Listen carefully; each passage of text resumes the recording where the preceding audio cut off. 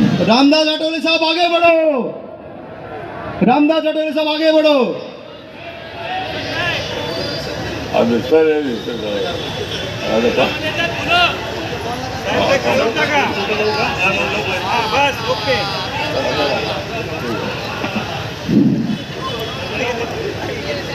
छत्रपती शिवाजी महाराज आणि डॉक्टर बाबासाहेब आंबेडकरांना विनम्र भावे अभिवादन करू। अरे एकच जण पाहिजे हां नाही किती ठेवलं। आज म्हणजे आपल्या शहराचं नाव आहे उल्हास, आपल्या शहराचं नाव आहे उल्हास। ज्याला कोणी विरोध केला त्याला करून टाकू आम्ही खाल्ला।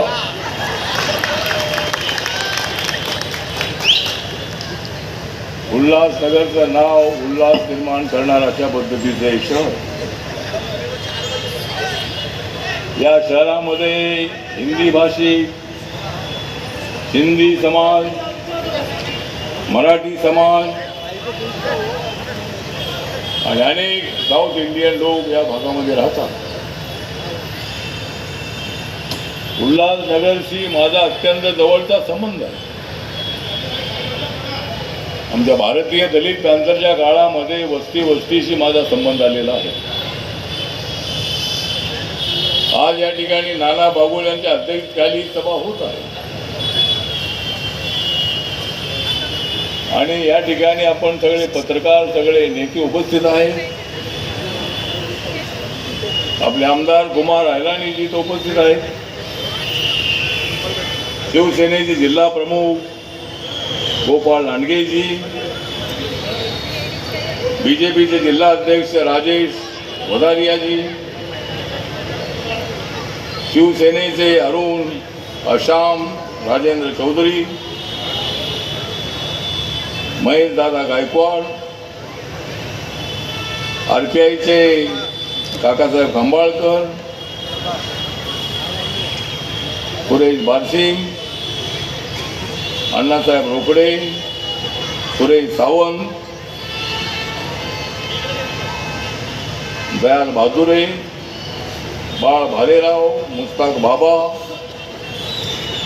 आणि उल्हासनगरची सगळी कमिटी या ठिकाणी उपस्थित आहे।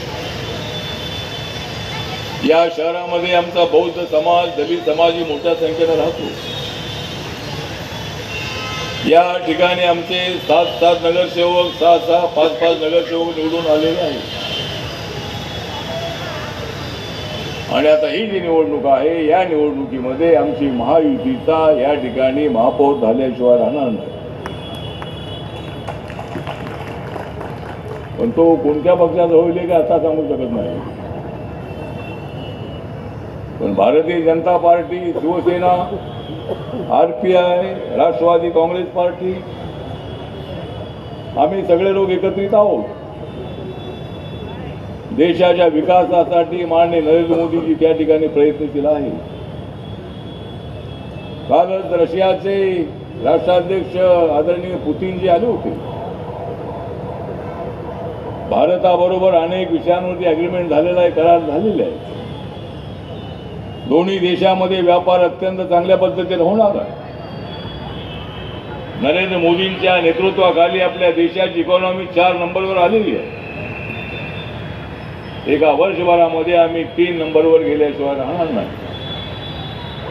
नंबर 1 ला अमेरिका, नंबर 2 ला चायना आणि नंबर 3 ला भारताचा नंबर लागल्याशिवाय राहणार नाही। या उल्हासनगरमधल्या ज्या समस्या आहेत त्या समस्या सोडवण्यासाठी आपल्याला प्रयत्न करायचा आहे। उल्हासनगरमध्ये ज्या स्लम्स आहेत त्या स्लमच्या ठिकाणी त्या लोकांना न्याय देणं अत्यंत आवश्यक आहे। कच्च्या घरात राहणाऱ्या लोकांना पक्कं घर मिळालं पाहिजे। त्यासाठी देवेंद्र फडणवीस यांच्या नेतृत्वाखाली एकनाथ शिंदे साहेब, अजित